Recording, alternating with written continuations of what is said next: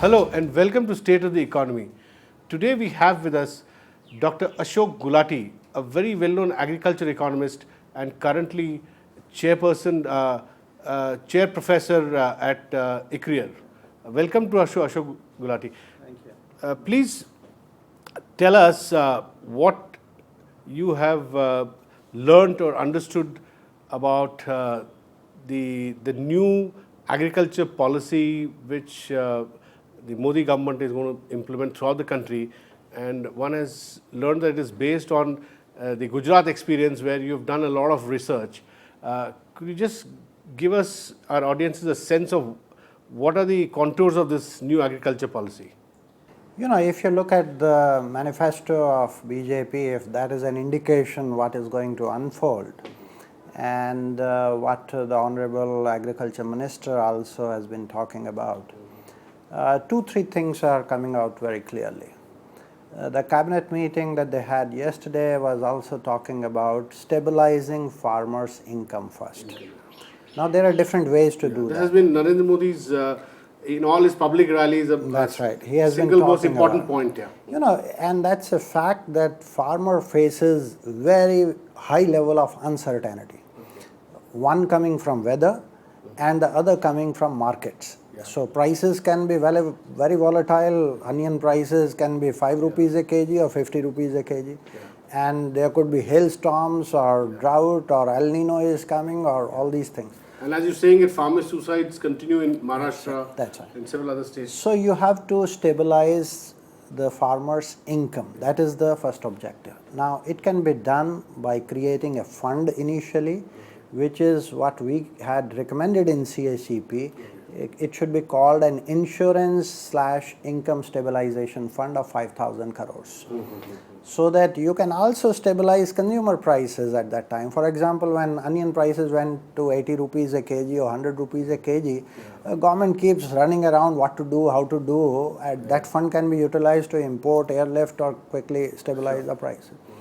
But primarily, in the short run, farmers need to be compensated reasonably well for any drought or any other uncertainty. Yeah, I want to ask you something here. I have attended many of Narendra Modi's rallies in UP and Bihar, where he kept specifically offering farmers. He said if he came to power, he would offer farmer a 50% profit margin over and above all their costs of inputs. Yeah. Now, how do you interpret this? Yes, I think there is a bit of confusion in what people are understanding, many farmers also, and what is written in the BJP's manifesto. What is written is that he will try to get 50% profitability in farming. Okay. Now, how profitability can go up? Profitability can go up by raising productivity. Or reducing costs? Or by reducing costs, the profitability can go up. And that is the right way to go ahead. When you concentrate on increasing productivity or reducing cost, that's the right way to go about. What many farmer leaders are understanding is, oh, this will be MSP equal to 50% plus cost C2. Okay. That's not written in the manifesto. And that was the Swaminathan That was the earlier Swaminathan formula. In one of the committees, he had recommended that. I personally feel that's not practicable. That's not viable either. It's not viable. It can create. It could be inflationary also. Not only inflationary, it is totally supply driven. Okay. What is happening on the demand side?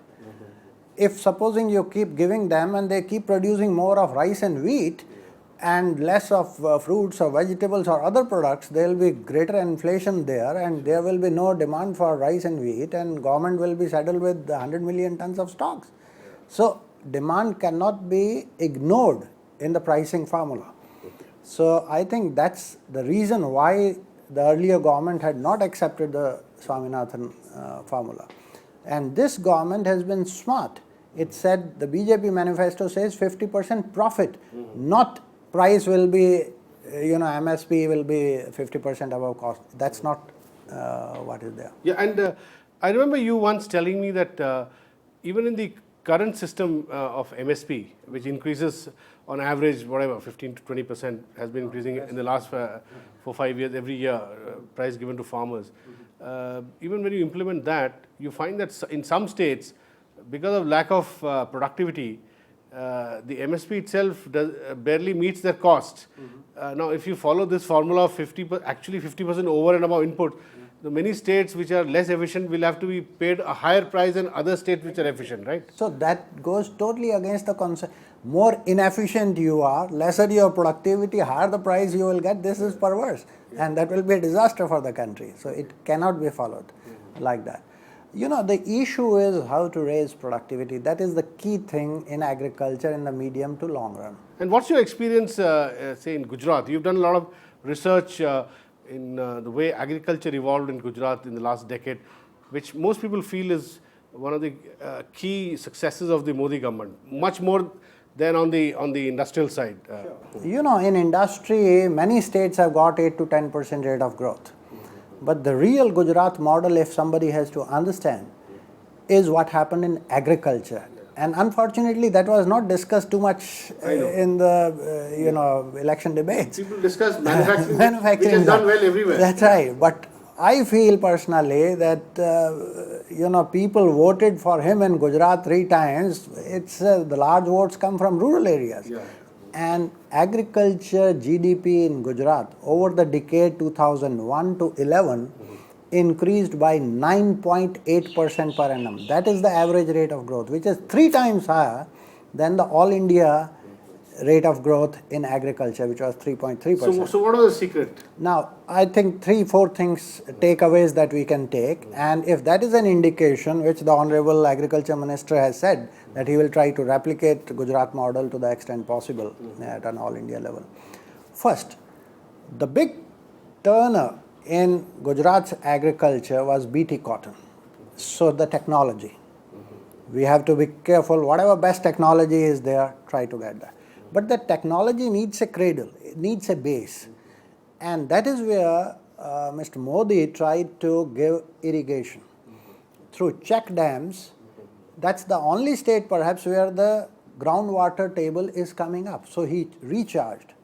Cotton, you look at Vidarbha and you look at Gujarat, 50% irrigation in Gujarat, only 5% irrigation in Vidarbha.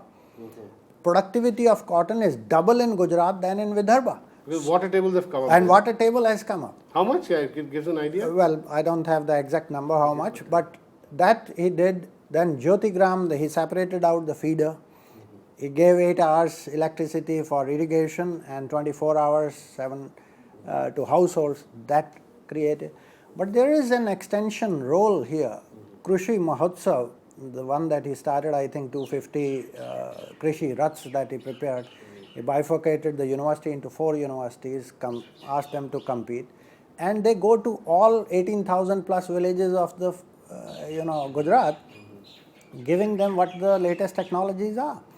And private sector also joins them to show them what the seeds are. So these extension services worked very well. So extension, technology, water. He did not tinker with the pricing mechanism and he led it to the market forces. And look at that, the commercialization that you have in Gujarat. All cotton that is coming up is going to China for exports. Spices from cumins to whatnot. You have castor revolution there. So all sorts of things and fruits and vegetables that are coming up, dehydration plants, freeze and dry technology, which increases the shelf of the fruit or vegetables to 2 years. So many of these things came in, and I think that is what led to a major change in Gujarat agriculture, and which was rewarded, gave him good rewards politically, I would say. So so how much is BT cotton in terms of weightage responsible for this 9.8% growth that Gujarat had consistently for 10 years? I think that's the dependent biggest heavily on contributor. BT cotton, or is it more widespread? It's a more widespread.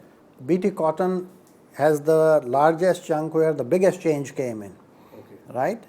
Because productivity doubled. Number 2, there is also change in wheat. Wheat has taken off in Gujarat. Bananas. It's a remarkable story what happened to bananas. Gujarat's dairy sector was always good, above average of all India.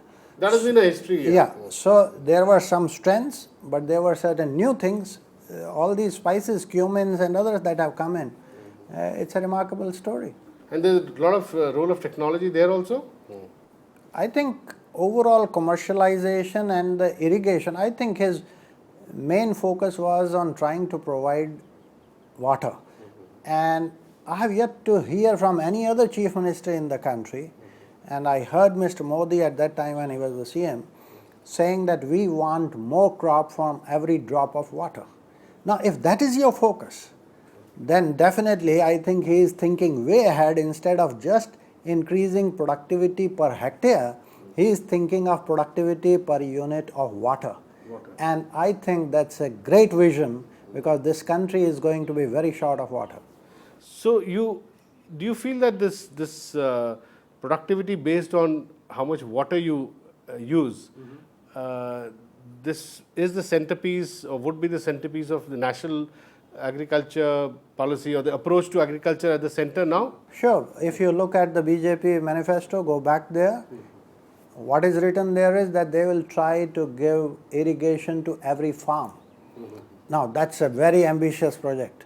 At present, about 46-47% of India's area is irrigated, but some of that also depends. If rains are good, then irrigation is there.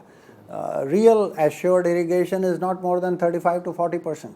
So that means 60% is still dependent on rains. Rains, okay. And you have to invest a lot. You know, at the beginning of the 12th plan, the Planning Commission gave that there were more than 300 projects, 337 projects, which were lingering on for years, and they needed more than 400,000 crores of investments. Now, that's from where that money will come if you want to complete them in the next 10 years without taking up any new project. It requires huge investment. Irrigation budget is less than 15,000 crores. And you are giving food subsidy of 1,15,000 crores plus unpaid bills of another 50,000 crores. So why not divert the subsidies to I think the wisdom creation of irrigation lies assets? if he can rationalize food and fertilizer subsidy and Manrega expenditures. Which you recently wrote about. It's together about 2 lakh My crores, right? feeling is it's 250 to 300,000 crores in the three schemes, food, fertilizer and Manrega. And if you do it right, without giving up the objectives, you can still meet those objectives. You can save 60 to 70,000 crores each year. Put that in water. When you put that in irrigation, productivity doubles. At least 50 to 100% increase in productivity is there on the irrigated land versus rain-fed lands. So that is, and that will give you stability in production. So how do you withdraw some of these? You're saying that you divert these subsidies, right? Yeah. So when you start, How do you do? Yeah, I will start, let's say, food subsidy. Now, at present, those cities where there is financial infrastructure, 53 cities are there which are more than 1 million population. Why do you want to give them grain? Why don't you give them cash and let them go to the market and buy whatever they want?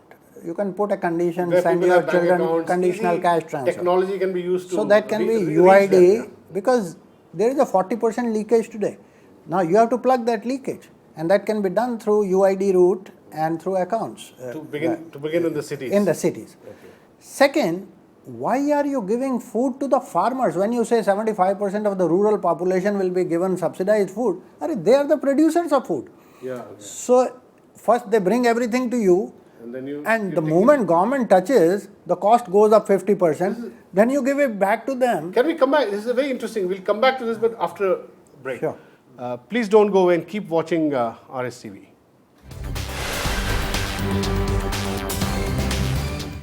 Welcome back to State of the Economy.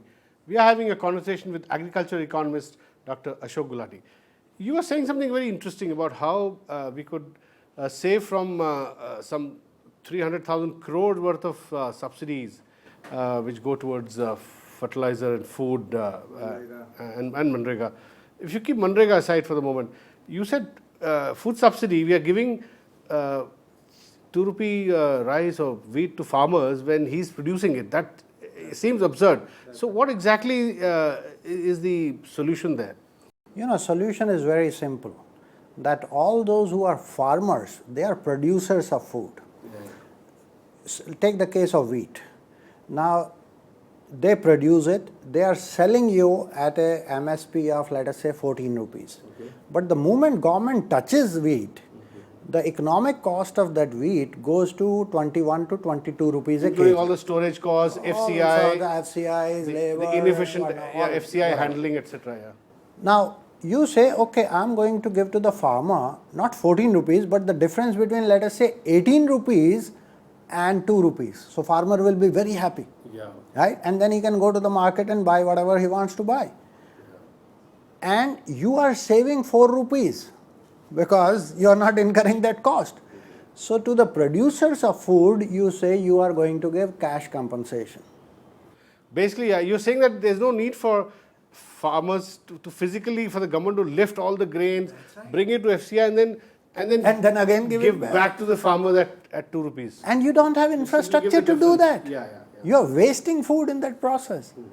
So, I would say all the cities, major cities first, all the farmers, and then you give the option to other states, they want a grain or cash. And Nandan told me that even when you are standing in the queue in PDS shop and you see that the quality of wheat is very poor and you don't want to buy, you can opt for, I want cash compensation, please send money to my account, and within 1 second the money can be transferred to his UID account. So you have the option. You can give do the that. option. Yeah. Okay. So then you reduce the pressure on the government to procure, store, distribute, and all the pilferage, which is 40% today in the PDS system. Isn't this one of the priority areas of the present government? I believe they want to really address the inefficiency that lies at the heart of the government procurement, storage, distribution system, which you've also been talking about. Earlier, Mr. Modi was the chairman of a committee that was set up by the former PM, in which he had recommended that FCI should be unbundled, so that procurement, storage and distribution should be separate functions, and there should be competition and involvement of the private sector in each of these segments to reduce the cost. What we are saying is go beyond that. Why do you want to handle that much grain through the public sector? You want to help the poor to eat better food, more nutritious food, give them cash, they will buy better food. There have been studies which show if he wants to take some eggs or fruits or vegetables, they can use that. Why do you want to force? And coming back to, again, to core agriculture, you also said that the manifesto of BJP talks about water efficiency. Water efficiency being at the heart of agriculture productivity. Now, give us an idea of what is the level of water efficiency today in India. I believe it's states like Punjab are really pathetic. It's pathetic. In Punjab, the water table is going down by 33 centimeters each year. And I'm just coming from a meeting in Andhra Pradesh in the entire Simandhra. Water table is going down by 1 meter a year.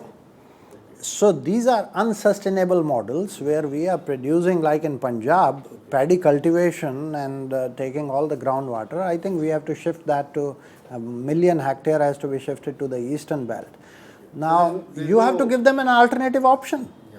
And that diversification option cannot come with 200 crores or 500 crores. You will have to spend 5,000 crores to do the diversification, because over 40 years, 50 years, you built a system of wheat and rice when you needed it. But today, at least, let the basmati rice be there in Punjab, but the common rice, which is to be sold at 2 rupees, 3 rupees, why are you buying from Punjab? Because the water table is going down so badly. Shift it to some states which has better water tables. Right? Like so Eastern Belt, Bihar or that's right. Bengal. So I am very happy the new minister, agriculture, is coming from Bihar side. Let him build the procurement structure in Bihar and relieve the pressure on Punjab and Haryana for common rice. Because currently the procurement structure in Bihar, UP, etc. Pathetic. I mean, Bihar, my experience as CSEP chair was most pathetic. The farmers were getting prices 20% below MSP. Whereas we were buying from Punjab and Andhra after paying taxes of 14% or so.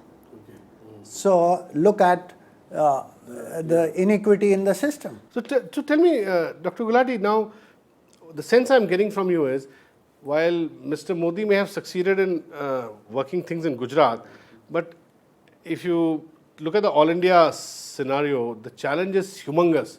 You have to look at the relative efficiencies of various states, the relative water table of various states levels, and then you have to then diversify, shift, with special focus on UP and Bihar. As you said, things are pathetic there. Now, so Mr. Modi will have to then generally look at all these states together and take a holistic view. Now, how does he start? I mean, will he have to call the agriculture ministers of states? Like in the case of GST, you had state finance ministers sitting together and evolving a common framework. So, do you think that there is a need to get all the states together and have some agriculture policy implementation? To the extent we have observed, Mr. Modi thinks out of the box. Now, if you go back to what happened in China when the reform started, the linkage between the state and the center is the planning commission. Yeah, sure. But instead of doing just an allocative mechanism, China converted its planning commission into a reforms commission.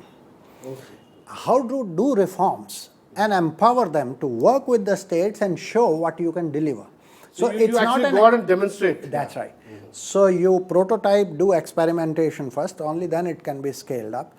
So planning commission knows the problems, but it has no authority to get things done. So I think we have to perhaps think of converting planning commission into a reforms commission and then take on with the states, because that's the way federal structure is. But Mr. Modi has spoken about another alternative. He has said that under the Prime Minister's office, there could be a system which interacts with the Chief Minister on a regular basis, on a more structured, institutionalized basis. You can keep it in PMO, but who is the chairman of Planning Commission? It is the Prime Minister. So it is the same configuration which changed the function of Planning Commission and ask them to monitor these big mega projects of major changes. But first you have to understand what's the canvas and how to change that. So you have to agree on those mega things and then implement them. But perhaps the advantage with doing it afresh under the PMO would be that there is no baggage. In the case of Planning Commission, you'll have to deal with the baggage, and it's difficult to transform an old animal, right? So a new animal. Then you close down Planning Commission. That's one thing that has been talked about earlier.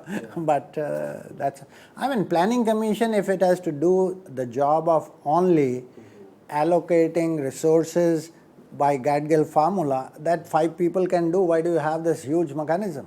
But tell me, in your view, since you have looked at the agriculture productivity map of India very closely, which are the 4-5 states that Mr. Modi can attack immediately for the low-hanging fruits to get productivity up immediately, and to reach by reaching just simple things like by reaching irrigation facility, like they probably did it in Madhya Pradesh, right?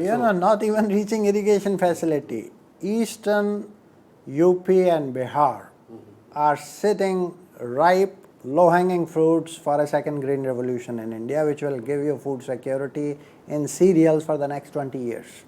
Yeah? Yes, because these people had been getting prices 20% below the MSP. And there is water. And this belt you can convert into a sugarcane belt to blend it with ethanol and create ethanol. And from the bagas you create electricity. So this whole region, because that's where water is and that's where the history of sugarcane was. Exactly, and it shifted to somewhere else. It can be a game changer for that entire thing. They raise the income of the farmers, it will give electricity, it will open up all hinterlands. It's interesting you mentioned Eastern UP, because Eastern UP is the place where Mr. Modi got the biggest That's mandate. what he should do. He got 90%, more than 95% of the seats from Eastern UP. And so you see low-hanging fruits in Eastern UP, Bihar. And nature has blessed them with the best water and best soils in the country. What more you want? You have to just fix up a few things on top of that and it is ready to be. And what are these things that you need to fix up in Eastern UP and Bihar? I think the to marketing get the structure low-hanging will- fruits. Marketing structure should be the first one. Then we have to invite the manufacturing. Bihar lacks in a big way. Rice production is increasing, but the milling capacity is not there. And if the milling capacity is there, it's such a small one, 3 tonners, 5 tonners. You go to Punjab today or Haryana today, they are 30 tonners, 40 tonners, 50 tonners, that's the scale. So you need to have a business friendly and invite And this is where investment. you think the Gujarat model can come in. Gujarat model can come right there. Water efficiency, technology, and You know, it's strange that from a drought-prone, water-scarce state, we got almost 10% rate of growth in agriculture.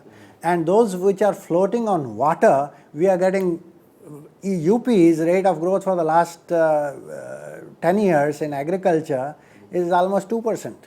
Bihar is doing fine, 4.8 or 5% rate of growth in agriculture. some improvement has happened in the last 5 Yeah, years. 5 I think Nitish Kumar has done a decent job. 5 years is a little less time in agriculture, I would say, because the volatility is very high. So you need to observe a 10-year period. And Bihar is better, but Madhya Pradesh has done great. Low-hanging fruit. Yeah, absolutely. Yeah. Chhattisgarh, Yeah.